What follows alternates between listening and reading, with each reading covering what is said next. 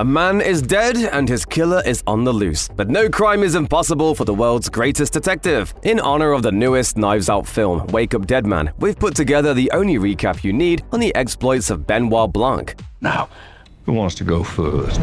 There's nothing like a good mystery. Just ask Rian Johnson, who breathed new life into the genre in 2019 with his critically acclaimed whodunit Knives Out. Its 2022 sequel, Glass Onion, brought the series to Netflix with a fresh story featuring an entirely new cast, with one exception. The Knives Out formula is simple. Assemble a large ensemble cast full of Hollywood's best and brightest, drop them into a memorable location, kill one of them off, send in Benoit Blanc, and watch the magic happen. After that, all that's left is to name it after a song by a famous rock band, and you've got a winner on your hands. After the first two films took place at a Massachusetts manor and a tech billionaire's private Greek island, the series' third installment, Wake Up Dead Man, brings viewers to a Catholic parish in upstate New York after its head chaplain is murdered under bizarre circumstances. While the Knives Out series is meant to be episodic in nature, there's plenty throughout Blanc's first two on-screen adventures that can shine a light on what to expect in the third. So, here's our recap of the first two Knives Out mysteries, but just remember, there are spoilers lurking around every corner. Every mystery needs someone to solve it, and Knives Out is no different. Enter Benoit Blanc. Like Sherlock Holmes, Hercule Poirot, and Frank Columbo before him, Benoit Blanc balances his impressive intuition with a memorable personality. Daniel Craig traded in his James Bond tuxedos for tweed jackets and his British accent for a southern drawl to play the quirky private investigator. The last of the gentleman's sleuths? You solved that case with the tennis champ?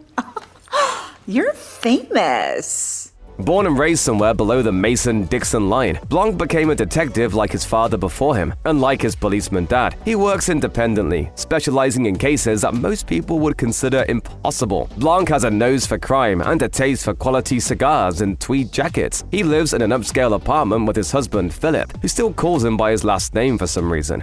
Blanc? There's someone here for you. In Knives Out, Blanc is hired by an anonymous client to investigate the death of one House of Thrombey, a mystery novelist found dead in his home with his throat slashed the morning after his birthday party. Despite the case being ruled a suicide, the PI is brought in to consult for Detective Lieutenant Elliot and Trooper Wagner of the Massachusetts State Police Department. The Thrombey house holds many secrets, and it's Blanc's job to determine which of Harlan's family members or employees had the motive and willingness to commit such a heinous crime. It makes no damn sense. Compels me, though. The Thrombey family is a large one, and they've all reaped the rewards of Harlan's highly successful writing career. He had 3 children, all of whom got married and had kids of their own. Linda, a real estate agent, is the eldest, and she and her husband Richard have a perpetually unemployed adult son named Ransom. Neil, the middle child, died before Harlan did, leaving behind his widow Joni and their daughter Meg. Finally, there's Walt, who runs Harlan's publishing company, his wife Donna, and their problematic son, Jacob.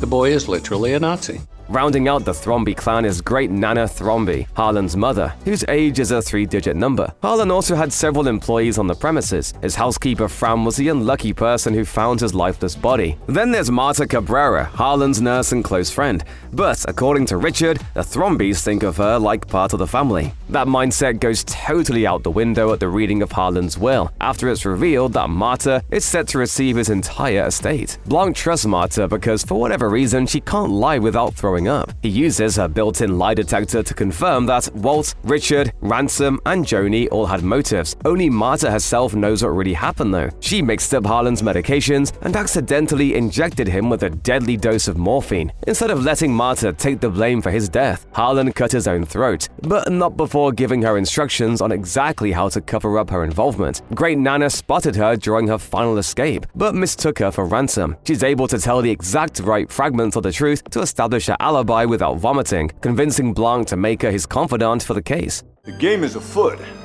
Hey, Watson? The Thrombey family is a powder keg of tension, and they finally explode when Marta is revealed to be Harlan's sole heir. Everyone is outraged, except for Ransom, whom Harlan had already told was going to be written out of the will. He helps Marta escape the mob of Thrombeys and convinces her to tell him the truth as the rest of the family unites around trying to convince her to renounce her inheritance. Walter goes as far as threatening to get her mom deported, but it only convinces her further that she shouldn't relinquish the millions. Things get even scarier for Marta when she gets a note in the mail blackmailing her, threatening to publicize the contents of Harlan's post-mortem toxicology report. And wouldn't you know it, someone just burned up the local medical examiner's office, torching all other copies of the records. When Blanc notices Marta and Ransom peeping at the crime scene, a chase ensues, with the detectives emerging victorious. That was the dumbest car chase of all time. Turns out that Blanc got the famously tight-lipped great Nana Thrombey to tell him that she saw Ransom running away the night of the murder. At least a certain someone who she thought was Ransom. So they arrest him, but Blanc still knows that something is missing, comparing the case to a donut with a hole in its center. The blackmailer sent Marta an address and a time to meet, and when she gets there, she's shocked to find Fran, the housekeeper, dying of a morphine overdose. Stay with me. What? Copy. Sash. What? What are you saying? You did this. At the hospital, Blanc tells Marta that Ransom revealed everything that she told him to the cops. She asked Blanc for the chance to tell the Thrombeys the truth, so they're gathered together once again. At the house, Marta realizes that the toxicology report is hidden in Fran's weed stash. Before she can admit her guilt, Blanc looks at the report and interrupts to declare Harlan's death a suicide. Case closed. So, what's going on? It seems that the hole in the donut was bigger than expected, and Marta's explanation still leaves some questions unanswered. It is not a donut hole, but a smaller donut with its own hole. And our donut is not whole at all. Blanc.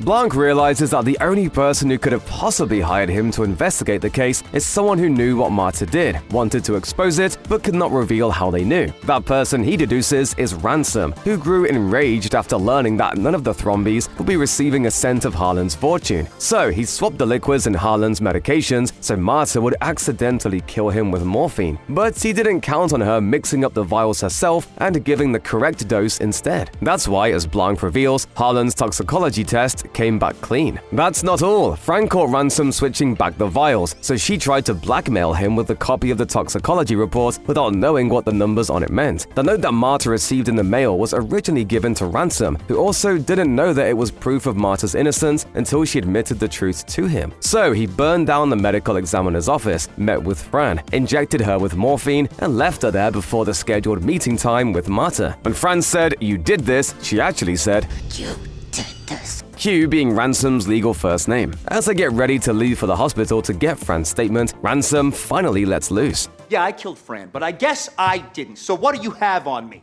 Nothing. What, attempted murder? But uh-oh, Fran's actually dead, and Ransom just confessed to her murder. He chooses fight over flight, and the titular knives come out. He stabs Marta in the heart with a prop knife, adding another attempted murder to Ransom's list of charges. The cops drag him away as Marta watches from the balcony of her new home.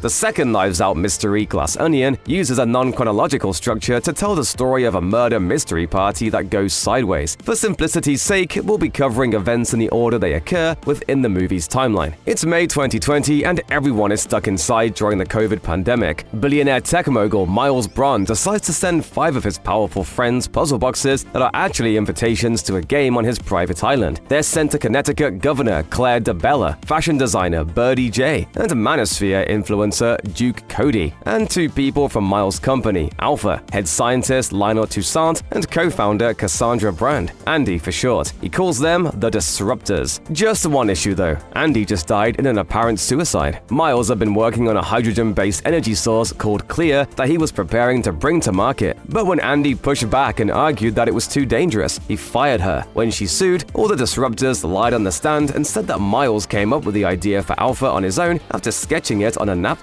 Just before her death, Andy sent all the Disruptors an email saying that she had found the real napkin in her handwriting and that she was going to use it to bring Miles down. But now Andy is dead and the napkin is nowhere to be found. Believing that one of them was responsible for Andy's death, her grieving twin sister Helen smashes her puzzle box open and asks a certain gentleman sleuth to visit the island himself. Blanc agrees, but with an added caveat. I'm proposing that you come with me to that island as your sister. With Helen posing as Andy, whose death isn't public knowledge yet, Blanc will be able to gauge the reactions of the Disruptors and possibly identify the culprit.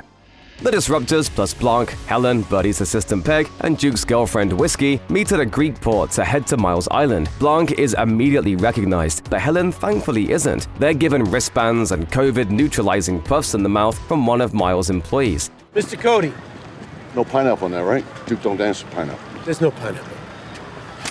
Well, After that, they set off to meet the man behind it all. Miles welcomes the group to the island and gives them a tour of his central compound, the Glass Onion. As the visitors get settled in their rooms, he pulls Blanc aside and asks him what the heck he's doing on the island. Blanc plays dumb and claims that he got a box in the mail like the Disruptors did. Thinking that one of his friends resealed their box and sent it to Blanc as a joke, Miles decides to loop him into his game. I've got the predefinite detective in the world at my murder mystery party. That is so legit. After Miles shows off his personal gallery, which includes the real genuine Mona Lisa, he brags about the upcoming launch of Clear, which Claire and Lionel don't seem too excited about. After that, it's time for dinner and the main event. But what happens when you invite the world's greatest detective to a murder mystery party? He solves it before it even begins. It was Birdie who planted a remote device on a crossbow in revenge for you stealing her signature Ren diamond. Blanc claims that he ruined the game on purpose, having learned that all of the Disruptors all have reason to want to kill Miles for real. Lionel and Claire because they're scared of Clear, Birdie because Miles is pressuring her into sacrificing a career to save his reputation, and Duke because Miles is sleeping with whiskey. He doesn't mention Andy. For at least one person on this island, this is not a game. Without Miles' game to distract them, the Disruptors don't take long to start piling hate onto the woman who they think is Andy. Helen storms out, giving her the chance to ransack their rooms in search of the incriminating napkin. Meanwhile, Duke shows Miles something on his phone, and minutes later, he's gasping for air and dying on the floor. The murder mystery game turns painfully real in an instant, but thankfully the world's greatest detective is already on the scene. My guess is something was put in his drink. Intentionally. Miles makes a horrified observation. Duke drank from his glass, so the murderer was seemingly targeting him instead. The group's realization that Duke's phone and gun are missing only heightens tensions further, and when the clock hits 10 p.m., a planned power outage throws everything into chaos. The group scatters and Blanc reconvenes with Helen, but things don't go according to plan. We only need one last piece of information, and only you can. Helen survives thanks to Andy's journal, but Blanc tells her to play dead in order to bait the Disruptors. After they reunite at the site of the apparent killing, he drags them back inside to give Helen a chance to look for the napkin in Miles' quarters. He reveals that he solved the mystery, and cue a satisfying flashback sequence of the whole ordeal from Helen's perspective. So, who done it? Blanc compares the case to the Glass Onion. Something that seems densely layered, mysterious, and inscrutable. But in fact, the sinner is in plain sight. The answer is staring Blanc in the face, and so is the bright red envelope containing the napkin of truth. Helen finds it hidden in the same display where the fake napkin is being shown. Blanc had Miles pinned as a fraud from the beginning. His incorrect usage of 9th grade vocabulary words and poorly thought-out island infrastructure planning make it clear that plagiarism and showmanship are his only true strengths. Look into the clear center of this glass onion. Miles Braun is an idiot. Duke didn't drink out of Miles' glass on accident. Miles handed Duke his glass in full sight of everyone, including the audience, yet told everyone else otherwise. The billionaire spiked his own drink with pineapple juice, which he knew that his friend was deathly allergic to. Duke don't dance with pineapple. But why did Miles do it? As Helen learned during her time posing as Andy, the Disruptors arrived at Andy's house after the napkin email went out. They weren't able to talk to her, as Miles had already arrived and poisoned his former partner's drink. Duke was the next one to get there, but he saw Miles' car leaving as he approached. In fact, he almost got pancaked by him. Just before Duke's death, Andy's death went public. When Duke showed Miles something on his phone, it was that, and he intended to blackmail his friend for a job as a news anchor. Instead of letting the controversial streamer host his show, he decided to kill him instead. Blanc isn't impressed. It's so dumb. It's so dumb, it's brilliant. No! It's just dumb!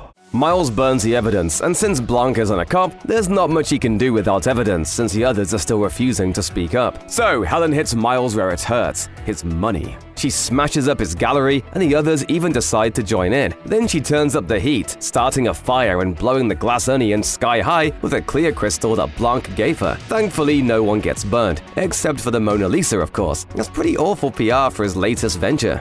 Congratulations on the public launch of Clear and the end of Miles Braun.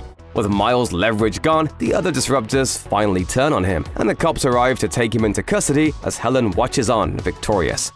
That's the end of Benoit Blanc's second tale, but the world's greatest detective isn't going anywhere. The newest Knives Out mystery, Wake Up Dead Man, plays in select theaters starting November 26th before hitting Netflix on December 12th. So, what do we know about Wake Up Dead Man so far? Quite a bit, but given the nature of the franchise, probably less than one might think. Blanc finds himself drawn to the fictional New York town of Chimney Rock and its Catholic parish, Our Lady of Perpetual Fortitude, when church leader Monsignor Jefferson Wicks is found dead in a sealed room. In the role of Blanc's confidant, a position previously occupied by Marta Cabrera and Helen Brandt, is the young Reverend Judd Duplessis. Both church staff and attendants find themselves suspects as Judd takes charge of the situation. Here's what's gonna happen. Benoit frickin' Blanc and I are gonna ask you all some questions, and you're gonna answer them. We're gonna get to the bottom of who killed Monsignor Wicks and why! While the first two Knives Out movies' primary inspiration is Agatha Christie, Wake Up Dead Man goes in a darker direction. In an interview with Rolling Stone, director Rian Johnson revealed, "It's much more gothic, much more grounded tone. It's more similar to the first one in that way. It kind of gets back to the real origins of the genre, which, predating Christie, go back to Edgar Allan Poe."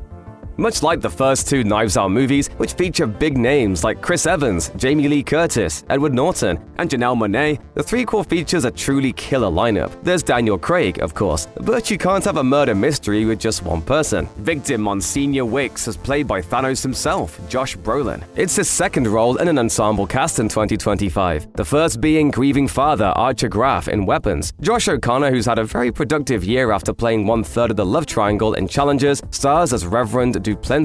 The population of Chimney Rock features plenty more famous faces. 8-time Oscar nominee Glenn Close, who's been in everything from Fatal Attraction to Guardians of the Galaxy, plays highly devout churchgoer Martha Delacroix. Sorry. Mila Kunis of that 70s show and Black Swan fame plays Police Chief Geraldine Scott, while Scandal's Kerry Washington features as attorney Vera Draven. Vera's half-brother Cy is portrayed by Daryl McCormack, who you might have seen in 2024's Twisters. Jeremy Renner, the MCU's Hawkeye, was cast as Dr. Nat Sharp, even though Glass Onion references the actor directly and features his likeness on a bottle of hot sauce. How is Rian Johnson going to explain away that blunder? We do not know. What is truth? We don't know that. What exists? Does any of this exist? Then there's Andrew Scott as author Lee Ross. He's no stranger to mystery stories, being that he played the villainous Moriarty on BBC's Sherlock. Kaylee Spaney had a productive 2024 with Civil War and Alien Romulus. And as ailing cellist Simone Vervain, she'll hopefully be keeping up her streak of successes. Finally, there's Thomas Hayden Church, whose lengthy resume includes Spider-Man 3 and Sideways as groundskeeper Samson Holt. The killer is presumably among these characters, but unless you've seen the movie, there's no telling who it might be. There's only one guarantee in Wake Up Dead Man: things definitely won't go the way you expect.